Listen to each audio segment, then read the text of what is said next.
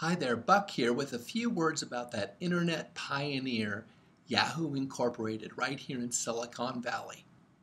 Yahoo has grown mostly by aggregating smaller companies, acquiring companies, and they've acquired about 112 of them since 1997.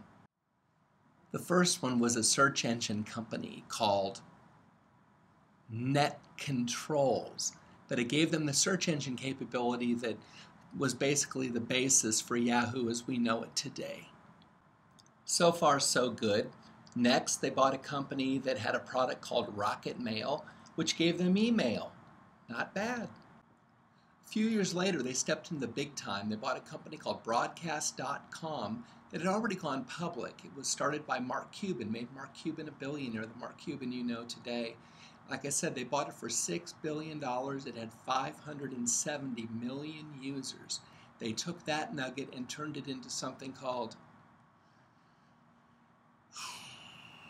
Launchcast. Launchcast. It has since been discontinued. Then another exciting acquisition, they bought a company called GeoCities. That's GeoCities. At the time, it was the third most popular URL on the World Wide Web. Pretty good. No longer in business. A little while later, they bought HotJobs. In a closely contested contest, they were able to wrestle it away from Monster.com for $436 million. And then a couple of years later, they sold it to Monster.com for $236 million. Oh. Another key acquisition for $235 million, Inktomi. Inktomi had, among other things, very important technology for helping AOL dial-up users.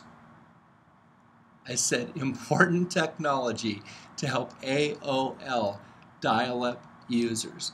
Yahoo later took that code and basically consolidated it and gave it away to open source for a big fat goose egg. Nice going. Remember Flickr? They also joined the special Yahoo Witness Protection Program for companies that used to be cool. And that brings us to Tumblr, which they bought for $1.1 billion about a year and a half ago.